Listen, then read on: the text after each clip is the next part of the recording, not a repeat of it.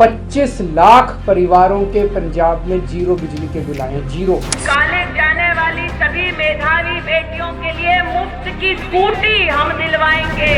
Bharatiya Janata party की सरकार उत्तर प्रदेश में बनने वाली है। Or you give them a cylinder and suddenly women becomes empowered. No, again that will not. I would say what is irrational for you might not be irrational for me. But the schemes that are constitutionally guaranteed and protected must not be brought into the domain of freebie culture. Promises of freebies for voters before polls by all political parties are common practice in India. Promises range from free electricity to free food grains and from free laptops to even cash dole out. Now, a litigation filed in the Supreme Court has challenged this practice. The plea seeks to draw a line on what can or cannot be given out for free to lure voters.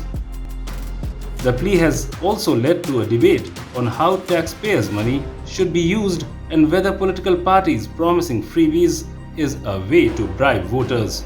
I mean, I'm not supporting those outrageous pronouncements that, I would give you gold, I would distribute cars, I would give you expensive gifts, gold articles. So these are outrageous pronouncements made before elections. So this must be strictly controlled, and people who come out with this kind of outrageous assertions must be taken action against. Others, however, have pointed out that promises of welfare measures like free food for those below the poverty line can also be called a freebie. What then is the distinction between freebies and welfare schemes?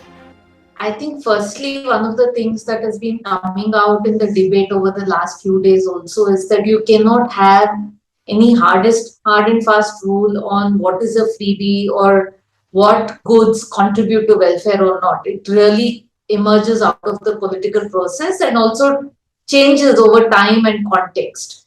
Broadly, there are certain things that we can definitely place in a box which can never be considered something as a freebie, as something that's being done as charity, which would be things like education, health, one would even say housing, basic public utilities. These are things that governments across the world play a role in providing. These are things that have been guaranteed to our citizens through the Constitution. So if the state is doing something towards furthering these rights and entitlements, I would say that one cannot look at it as a freebie. But beyond that, I think it's really something that the political process brings out. The Election Commission has said that it would not like to intervene in this debate. Experts too say that its present guidelines are strong enough, and beyond this, what is justified or not should be left to the wisdom of the voters. The Election Commission already has certain rules on what you can do. For instance, if it is the government in power, once the elections are announced, they can't announce any new schemes. And then, of course, direct corrupt practices like giving cash to people to vote or giving gifts and these kind of things are already banned. Beyond that, what sort of guidelines need to be there? One can have a debate, but I think one should also be careful that that line is very thin. And if politicians are saying something to gain votes, that in itself cannot be seen as something bad, right? That is what elections are about, and that's what politicians are supposed to do. Parties have manifestos. Parties tell us what they'll do for us, and on that basis, we are supposed to vote for them. Of course, they could be now, one can argue that finally votes are not happening on those bases, other things happen.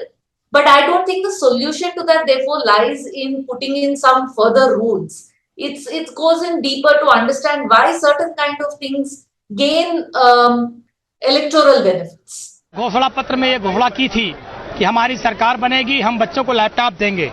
हमने 2012 में सरकार बनने के बाद laptop बांटा. Another important point is whether spending taxpayers' money on freebies have really helped the marginalized section of society or not. Or could the money have been spent better on infrastructure and development works? Whether the benefits could have accrued to the whole of society.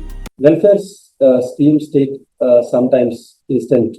You can have it in immediate response to it. Sometimes they take longer, which is the medium term, 5 years to 10 years. And some of them take generations for impact to be seen or to be visible. For example, impact of, nutrition programs, the ICDS program or midday meal programs. It's not that today you had a midday meal in the afternoon and tomorrow your nutrition improves. Nutrition building takes time. I mean, they are in their formative years. It will take some time for them to show any results. Similarly, on women's empowerment, the results will not be show you immediately. Tomorrow you give them a cylinder and suddenly woman becomes empowered. No, again, that will not. I would say what is irrational for you might not be irrational for me, right? This is not some largesse of a political party, whatever they might be giving using public money, that ultimately it's public money. It's money that all of us have contributed to. And when I say all of us, I want to emphasize including the poor, including the poorest who's buying maybe a bar of soap or is buying a packet of tea, is paying tax on it. And we don't have a very progressive taxation system in our country if you take the indirect taxes into account. And therefore, even understanding that this is our money, and our is not only the income taxpayers, it is everybody who's paying tax in various ways. And therefore, all of us have a claim. And as of now, the elections are the best process through which you lay this claim. One can think of other kinds of things, like countries have referendums through the government also when it is some big political discussion. How can we have more decentralized kind of planning and budgets? And पांचवी प्रतिज्ञा, दूर करेंगे corona की आर्थिक मार, परिवार को देंगे 25,000. The ongoing debate over freebies and welfare schemes is a welcome step.